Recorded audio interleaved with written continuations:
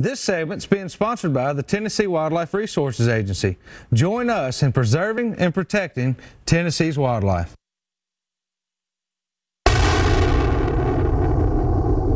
When we're getting our boat ready for our fishing trip, we'll go through our mental checklist to make sure that we have everything that we need.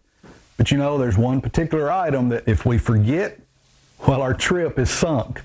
It's the plug. The plug is there to keep the water out of the boat. In the book of 1 John, he's teaching us the things of Jesus. And he tells us that even though we are in the world, we're not supposed to be of the world. And what he means by that is that, yes, we live in this world with all the evil and all the bad things and all the problems, but we are not supposed to allow that to get in us.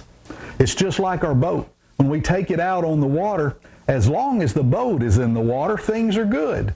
But when the water gets in the boat, that's when we have trouble.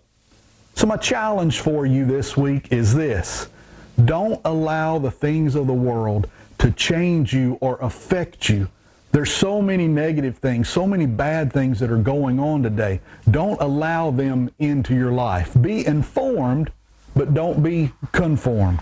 Remember, Jesus tells us that we're supposed to be the light of the world. So let your light shine. Hey, thanks for watching our video this week. We hope that you enjoyed it. And as always, keep shooting straight.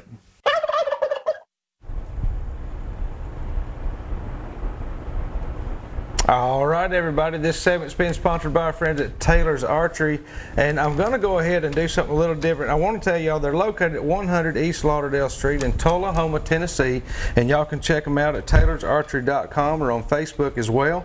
But we're going to go over to a little different graphic here because this is going to be one of the giveaways I wanted to talk a little bit about tonight. They are going to be offering a chance to win one of the most beautiful Bowtech bows I have ever seen, nice. Bobby. It's just beautiful. But here's going to be the deal. Now, I'm just going to kind of skim this pretty quick tonight, so you guys will need to get more information.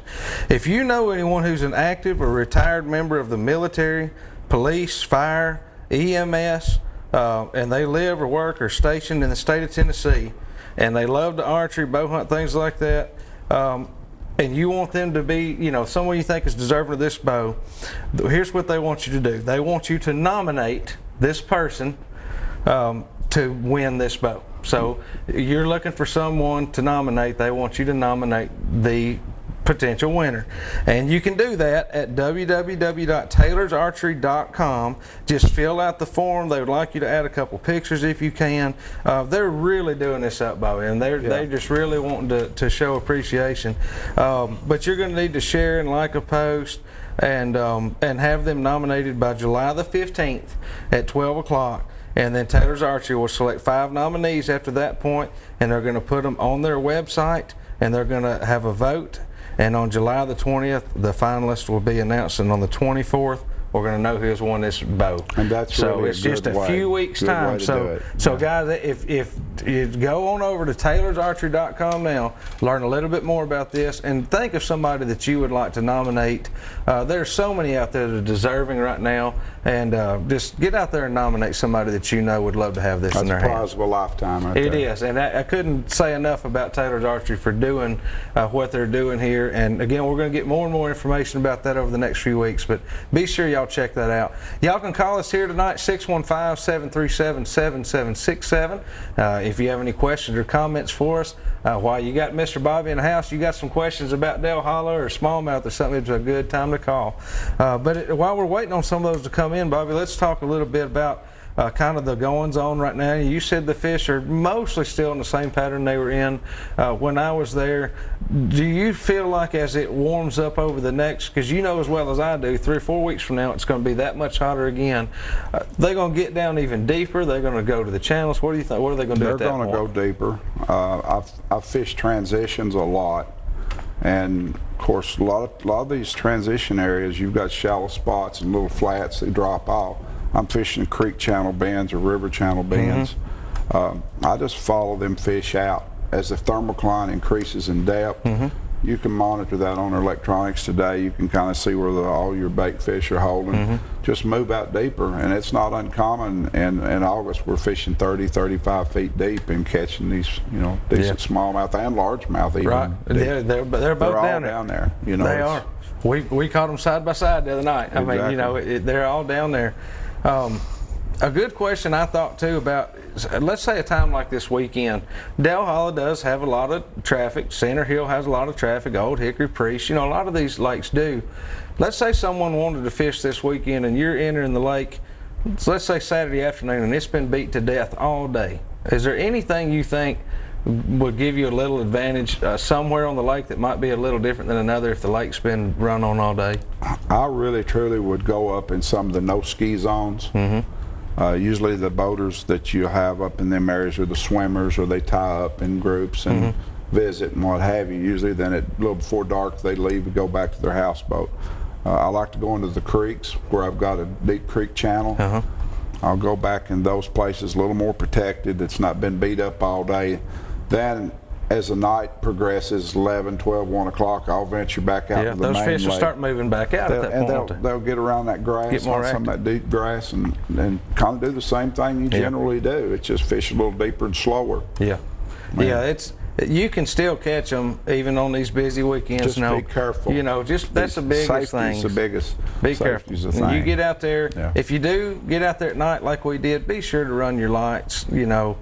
That night we saw 1 or 2 that didn't really have on proper lights. Most people did, but be sure to run your lights. And something else that we brought up that night and we're talking about that a lot of people either don't know or they don't care. I don't know which one, but you're really not supposed to run with those black lights on. No, and you really, too, spotlights. A lot of guys will run their lights on the front of the boat. It's really hampering your vision. Yeah.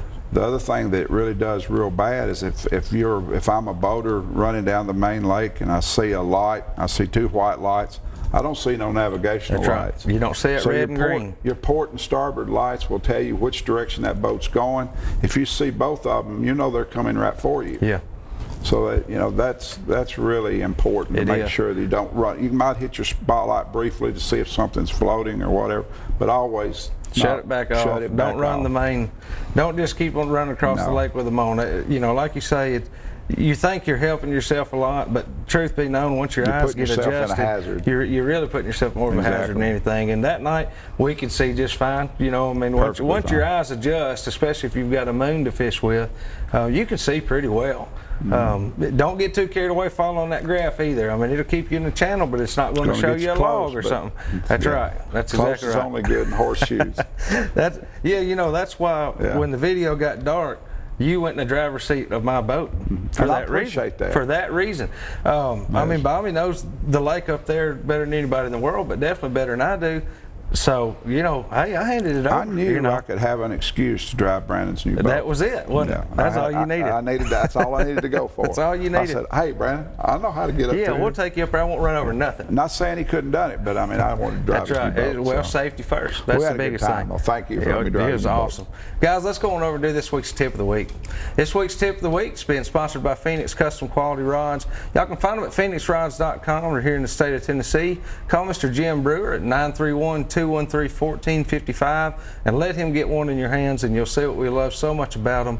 I know I had a great time using them that night down there with you, and they have worked for me on every species you can list in the lake so far. So just really been pleased with the Phoenix. Just give them a call or reach out to them on their website. All right, guys, Bobby's got a tip for us tonight. What we got? One of my tips too, guys, when you're night fishing, and you take it for granted because I'm living proof. I've done that. If you have a running light go out during the night, always make sure when you're night fishing that you've got a spare bulb in your boat somewhere. After 10 or 11 o'clock, no marinas open, and you absolutely don't want to be on the water without your running lights. That's right, because even if you go straight home when it happens, you've got to run that lake without it on. So I always carry a couple spare running lights for my front and back light, because you never know when that bulb is going to shoot. That's a great one. That's a great tip. That's very seldom ever talked about until you run out. That's right, and I'll tell you right now, I don't have them in my boat, but I will. That is a life or death, thing to have, because somebody could run over you, or you could. It's anything could happen. I mean, it can change in a heartbeat out there. Well, that's a great tip. We appreciate it. Guys, we're going to go take another quick break, and we're going to keep our phone lines for you open in segment 4. We'll see you here in just a second with some more Southern Woods and Waters.